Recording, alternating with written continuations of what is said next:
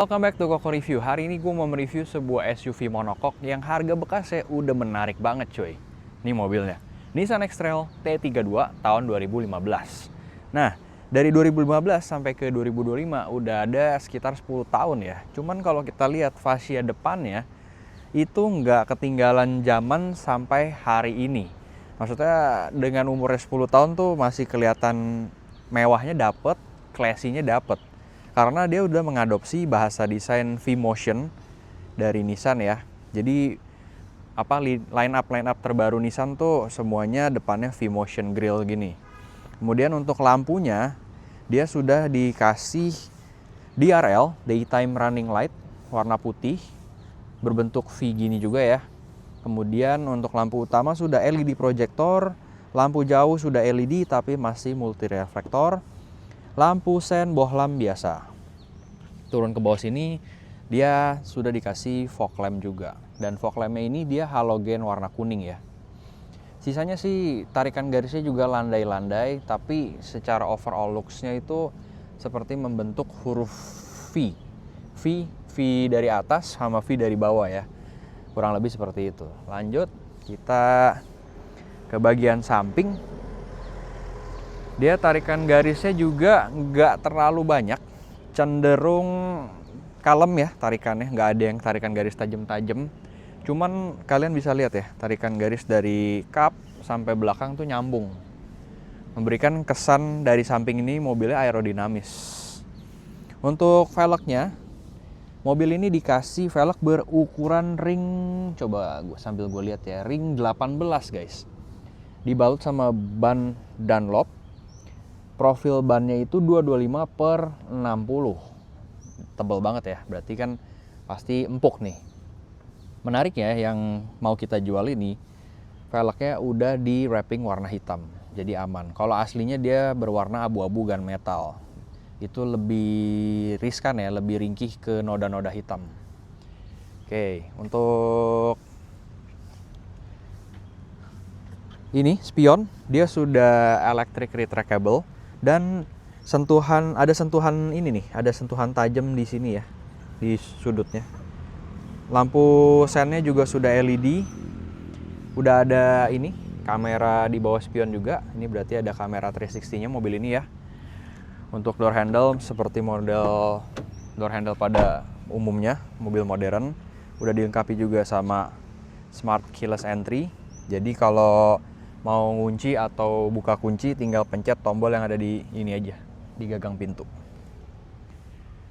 Tarikan garisnya sampai sini sih dia ini ya, masih kalem. Dari depan dia naik ke sini. Nah, untuk fender belakang sini dia lebih ke arah tarikan garisnya gemuk gitu loh. Kayak ada shouldernya gitu kalau di belakang. Untuk bagian belakangnya dia juga nggak terlalu banyak garis aneh-aneh.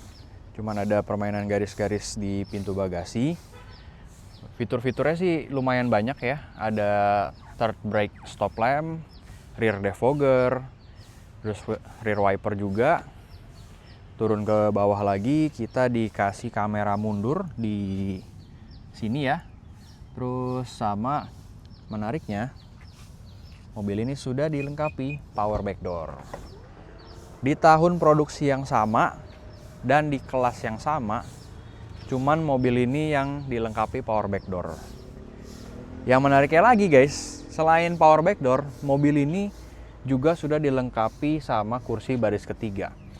Cuma memang ya, legroomnya agak sempit. Karena dia konsepnya ini 5+2, bukannya 7-seater pure.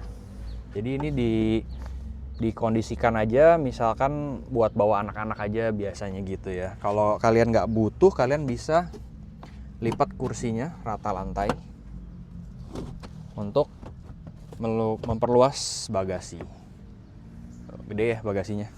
Di sini kita dapat penyimpanan tambahan buat taro-taro alat-alat gitu ya, toolkit mungkin. Kemudian di bawahnya juga ada ban serep. Nah, oke, nutupnya juga gampang karena power back door, tinggal pencet aja. Tapi yang sangat disayangkan, lampu belakangnya itu kayak apa ya? Kayak dianaktirikan lah. Kalau lampu depan kan tadi keren ya, LED proyektor, ada DRL. Sedangkan lampu belakangnya full bohlam biasa semua cuy. Mulai dari lampu malam, lampu rem, lampu mundur, sampai lampu sen. Ini masih bohlam semua. Dan nggak ada sentuhan DRL di belakangnya. Turun ke bagian bawah, selain dilengkapi kamera mundur, kita juga dapet sensor parkir 4 titik. 1, 2, 3, 4. Untuk bagian samping sini sih pasti sama persis lah ya. Cuman ada yang lupa gue bahas, yaitu ini nih, ground clearance. Mobil ini punya ground clearance yang lumayan tinggi. Ya iyalah, sesuai dengan kelasnya ya, dia kan SUV. Ground clearance tinggi. Di sini juga jarak antara ban dengan fender itu juga lumayan. Ada kurang lebih 5 jari nih. Lanjut kita bahas interiornya ya. Nissan X-Trail ini interiornya dikasih full black. Nggak ada kombinasi warna apapun. Cuman ada sedikit aksen seperti aksen karbon di sini, di door trim. Di kisi-kisi AC dikasih list silver. Sisanya full black. Untuk door trimnya, dia bahannya soft touch di sini ya. Ini plastik. Nah, yang menarik, si Nissan ini ya guys ya, dia punya jok terus armrest ini, dia menerapkan yang namanya zero gravity seats, terinspirasi dari NASA. Jadi empuk sekali cuy. Nuh, kalian bisa lihat ya, gue pencet-pencet gini, ini empuk sekali nih. Kalau boleh gue bilang ini armrest terempuk yang ada di sebuah mobil yang ya kalau mungkin dibandingin sama mobil yang super mewah sih mungkin lebih empuk ya. Cuman kan kita lagi bahas bicara mobil-mobil umum lah gitu, middle class. Ini armrest terempuk yang pernah gue ketemuin sih. Bener-bener kayak satu ini nih busa gitu memang armrest. Karena sometimes ada pabrikan yang ngasih armrest padahal sebenarnya dalamnya plastik cuman dibalut sama kulit gitu. Untuk door handle-nya seperti ini. Di sini ada tombol untuk retract spion, pengaturan spion juga.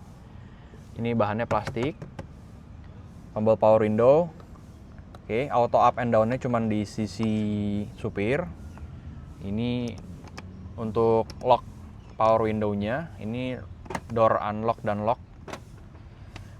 Door pocket-nya juga lumayan kecil ya. Jadi kurang praktikal sih kalau gue bilang. Ini kayaknya muatnya maksimal Aqua 600 mili deh. Sama ini buat selipin dompet kecil aja.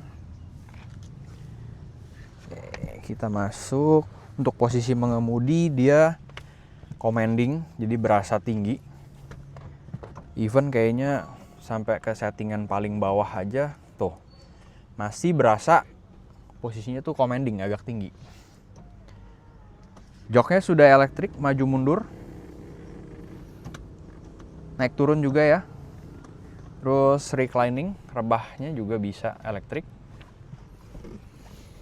Joknya sih guys, bener. Mobil ini joknya menang banyak banget dibanding yang lain ya. Yang dapat zero gravity itu si X-Trail sama si Teana. Kemarin Teana gue juga empuk banget cuy. Setir, modelnya bulat, udah dibalut kulit. Tombol-tombol di setir ada ini, ada tombol untuk aktifin cruise control. Di sini ada tombol untuk ngatur MID yang ada di speedometer nanti. Sebelah sini, ini tombol untuk meredupkan atau menerangkan speedometer. Ini untuk reset trip. Di sini untuk buka bagasi ya, karena udah elektrik. Ini untuk matiin elektrik bagasinya. Ini untuk matiin traction control. Di sini ada eco mode. Kemudian di bawah sini ada slot untuk kartu sedikit ya. Dan ini ada tuas pembuka, tangki bensin sama kap mesin. Oke. Untuk bahan dashboard dia soft touch ya, dan bener-bener ini empuk loh. Dipegangnya tuh bisa ditekan-tekan. Turun ke bawah dia udah plastik nih. Jadi soft touch-nya hanya di bagian paling atas saja. Head unit sudah in-dash integrated. Ini ada bisa radio, bisa auxiliary, bisa iPod, tapi sayangnya dia belum Bluetooth. Turun ke bawah, untuk sistem pendinginan kabin sudah full climate control, digital climate control, dan dilengkapi sama dual zone ya. Ini untuk pengaturan sirkulasi udara, ini untuk otomatis suhu, pengaturan fan speed, nyalain AC, ini untuk atur dingin atau panas, mode chiller atau heater. Lanjut ke bawah. Nah, ini yang menarik nih. Ini kalau di luar, setahu gue ya, ini ada indikator airbag di sini. Cuman di sini nggak ada di pasar Indonesia. Bagian bawah ada colokan lighter, USB port, auxiliary, ada ini kayak storage gitu ya, tempat penyimpanan. Tapi ini nggak dilapisin karet, jadi agak kasar nih. Kalau buat naruh handphone cukup lah. Ini mungkin kalau handphone lebih kecil enak nih, pas plug. Untuk shifternya model ini linear, bukan yang gated. Ada shift lock juga. Jadi kalau kalian mau netralin, tinggal pencet shift locknya, pencet rem, terus loh kok nggak bisa. Oke, jadi mungkin harus gini kali guys, harus dinyalain dulu. Oke, ini shift lock, masukin D, nah baru dimatiin. Ternyata guys, kurang dalam mencetnya. Jadi tadi gue mencet hanya segini, dia nggak mau ya. Harusnya agak dalam banget sampai mentok gitu, baru bisa. Ingat-ingat nih, buat yang mau parkir paralel bener. Jangan lupa dinetralin, dan jangan lupa kalau ininya netral, rem parkirnya juga dirilis ya. Kadang-kadang yang parkir paralel nih suka lupa. Turun ke sini dia udah ada cup holder 2 buah, dan menariknya udah ada ventilasi pendingin nih, AC. Jadi angin AC dari sini keluar juga di sini.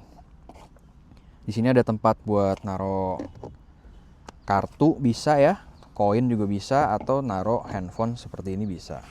Ini bisa kalian taruh di sini. Oke.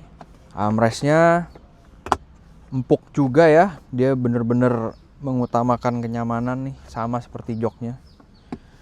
Untuk konsol boxnya dia ada storage kecil.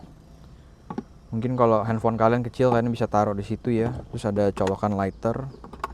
Ini juga gede, buat kalian taruh apa aja juga bisa. Di sini juga ada detail kecil yang ini nih, yang menarik. Dikasih selipan kabel.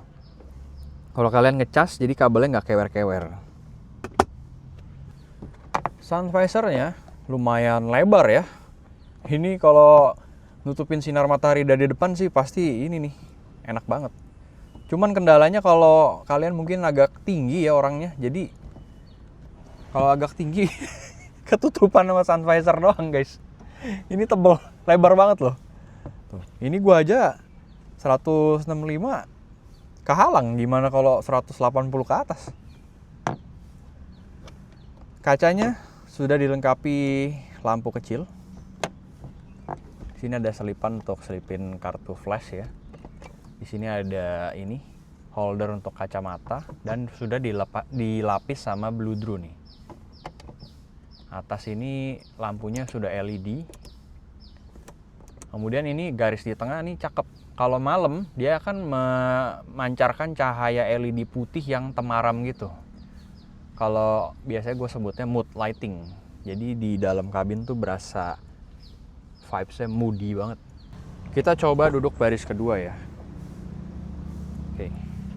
Sama ya, door trimnya, enggak, beda-beda. Ini bahannya full plastik nih baris kedua. Cuman untuk desain mirip-mirip, dikasih carbon look alike gini aksennya. Tombol power window, door handle. Nah, ini yang beda nih ya. Tuh berat. Kedengeran nggak? Ini yang gue bilang tadi. Jadi ada beberapa yang ngasih armrest itu dalamnya plastik, cuman dilapis kulit. Nih, bedain ya. Tuh, gue tekan. Oke. Nih, sekarang kita coba lihat yang di depan. Seberapa empuk. Nih. Tuh, kelihatannya bedanya ya.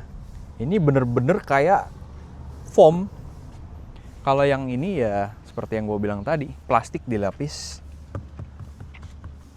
sama kulit.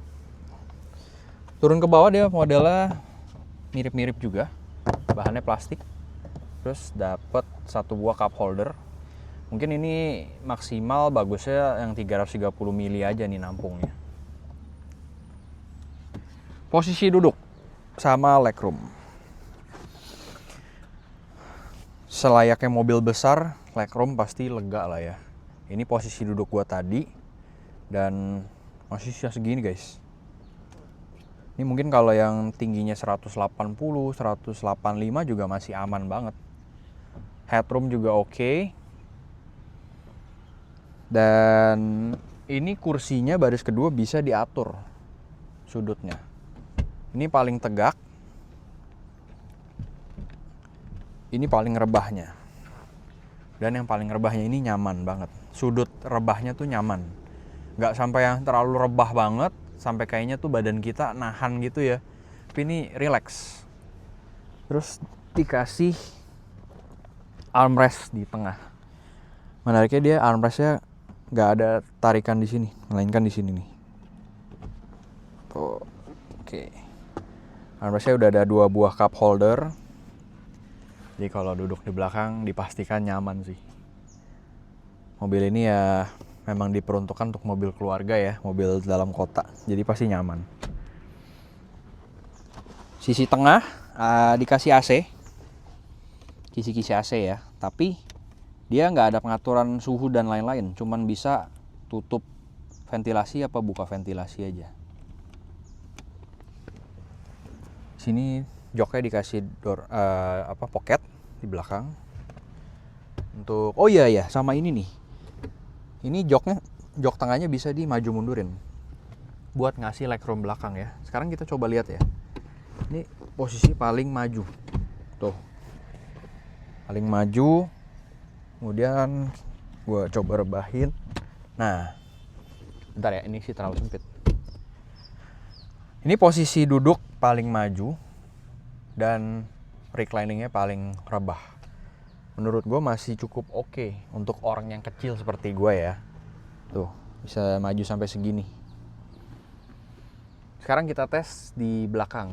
Nanti kita bandingin gimana perbandingannya kalau kursi yang ini paling mundur, ini yang paling maju. Legroomnya seberapa jauh bedanya. Oke, yuk. Masuk ke belakang juga gampang. Tarik tuas yang di sini. Gini kan. Terus majuin. Nah, ini dia legroom di belakang. Seperti ini guys. Untuk orang dewasa ya. Kalau ininya paling mundur, gue sama sekali nggak bisa masuk ke sini guys. Untuk orang yang kecil kayak gue aja nggak masuk ya, gimana orang yang lebih besar lagi. Kalau kursinya agak dimajuin, coba kita tes ya. Nah, ini baru bisa duduk guanya. Coba dari sini deh. Nah, ini kalau di kursinya dimajuin masih bisa duduk, tapi ya gini, nangkring. Ini nggak layak lah ya kalau untuk perjalanan jarak jauh. Layaknya sih kalau perjalanan jarak jauh tuh buat anak kecil aja. Kalau buat orang dewasa sih nggak bakal bisa. Bisa-bisa begitu turun keram kaki. Oke. Oh ya, biarpun begitu di belakang sini cukup proper loh. Dikasih 2 buah cup holder. Mungkin ini persiapan kalau anak-anak gitu ya. Di sebelah sini juga dikasih pocket. Dan ada ini juga nih, headrest. Jadi untuk melindungi leher anak-anak kalian ya. Kalau amit-amit terjadi sesuatu, benturan, nggak kecengklak ke belakang gitu. Ini gue mau turun dulu karena ini claustrophobic banget guys. Emang layaknya untuk anak-anak, makanya dia tuh disebutnya bukan 7-seater, tapi 5+2. Plus 2-nya ini ya gitu, karena lebih ke arah untuk darurat aja. Walk around terakhir kita bahas kursi penumpang depan ya. Lega. Joknya juga sudah elektrik, maju mundur, reclining. Cuman nggak ada ini nih, naik turun, nggak ada height adjuster. Ini plastik. Terus udah ada dual SRS airbag. Lacinya sudah soft opening. Cukup besar ya buat naro buku manual. Kotak tisu masih oke lah. Ini ada detail kecil nih di ujung. Kalian mungkin bisa nyelipin kartu-kartu member kali ya. Contohnya nih kayak gini. Tapi buat nyelipin kartu. Ada detail kecil supaya lebih rapi. Sisanya sih overall sama lah. Sun visor juga lebar banget. Vanity mirrornya dapat lampu. Oh ya, sangat disayangkan ya, model yang ini belum dapat auto dimming rear view mirror. Ini masih manual dimming. Buat kalian yang nggak tahu, ini tuh fungsinya kalau malam gitu ya, dari belakang ada yang ngasih dim, ada yang nyalain lampu jauh terus, ini kalian bisa cetekin. Nah, dia akan ngeredup. Jadi pantulan cahayanya tuh nggak mentah-mentah mantul dari lampu, mantul langsung ke mata. Kalau diginiin, dia seperti ada efek redupnya. Kita bahas mesinnya yuk. Untuk yang tipe X-Trail yang gue review ini, dia mesinnya tipe QR25DE. Kapasitasnya 2500 cc, 4 silinder, dengan tenaga 170-an horsepower, torsinya 230-an Nm. Menarik ya, di varian X-Trail yang T32 ini ada beberapa varian mesin. Yang pertama ada yang 2.0 2000 cc, yang ini varian paling tingginya 2500 cc. Kita tes jalan yuk. Untuk nyalain mesinnya udah gampang banget, tinggal start stop engine.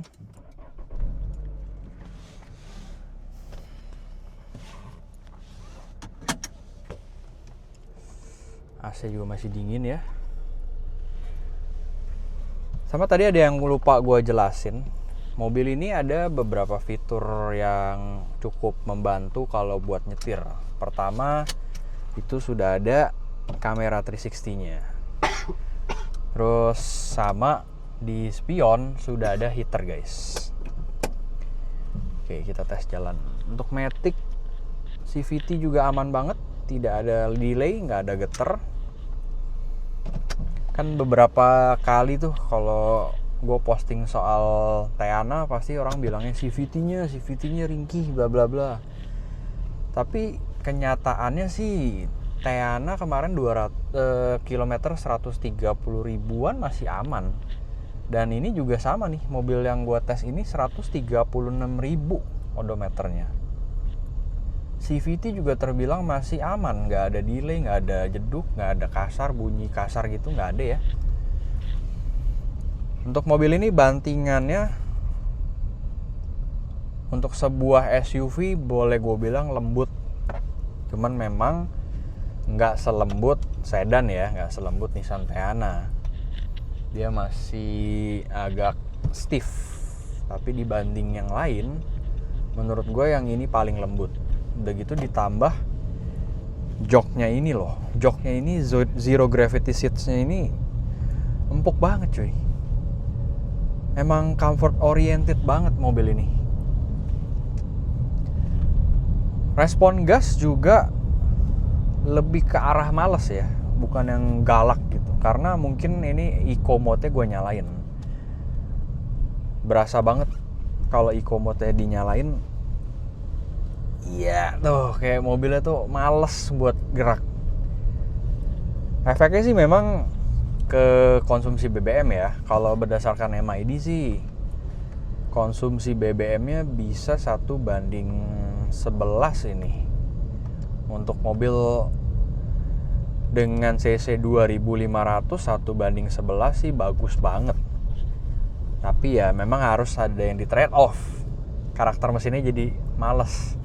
Sekarang gue coba eco mode-nya gue matiin. Dan wah, ini baru lebih enak. Jadi gasnya mobilnya jadi lebih ada gas. Gimana ya sebutnya ya? Mobilnya jadi berasa mau maju gitu. Nah, cuman memang nggak meledak-meledak. Kalau kalian ngerasain beberapa mobil yang ada power mode, pasti kalian ngerasain lah namanya mobil tuh dibuat meledak-meledak gimana. Kalau ini enggak, biarpun eco mode-nya dimatiin, respon gas awalnya nggak sampai ngejambak. Untuk setir juga terbilang ringan, walaupun memang ini mungkin karena bannya ya, bannya udah harus diganti, jadi agak berat. Oke. Posisi duduk, kacanya gede, kaca depan juga gede, jadi gue bilang posisi duduknya ini nyaman. Setirnya juga ini tilt dan teleskopik. Tuh, pengaturannya banyak banget lah yang bisa disesuaikan dengan selera kalian ya. AC juga dingin. Padahal ini fan speednya 1 ya.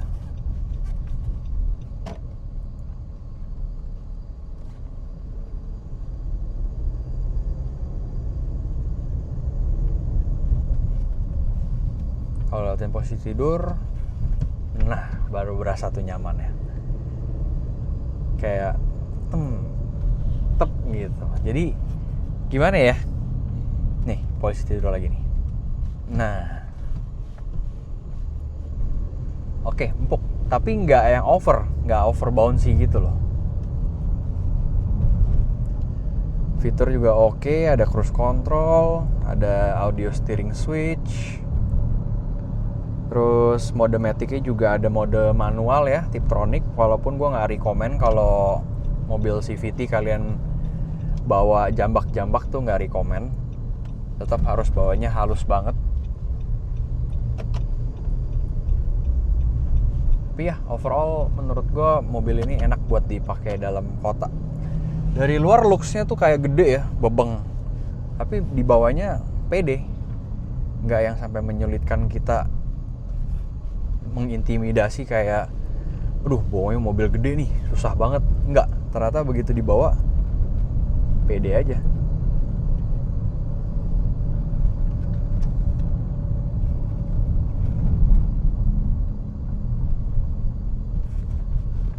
Ya menurut gue untuk ukuran mobil bekas di bawah 200 juta ini udah masuk dalam salah satu recommended car sih kalau gue bilang ya. Karena fiturnya banyak, udah gitu bukan yang fitur over teknologi banget, enggak. Fitur-fitur basic yang disematkan tapi kepake. Kamera 360, smart keyless entry, cruise control, power back door ya kan. Terus lampu depan otomatis, wiper otomatis. Udah gitu lampu utamanya juga udah LED projector. Untuk dalam kota sih lebih dari cukup lah. Memang tapi ya downside-nya kalian nggak bisa samain konsumsi BBM mobil 2500 cc dengan LCGC gitu, nggak bisa lah ya. Pasti lebih boros. Oke lah ini karena gempuran mobil listrik dari ini kali ya, dari China ya. Jadi mobil-mobil bensin sekarang tuh harga bekasnya udah menggiurkan banget cuy, udah menarik banget.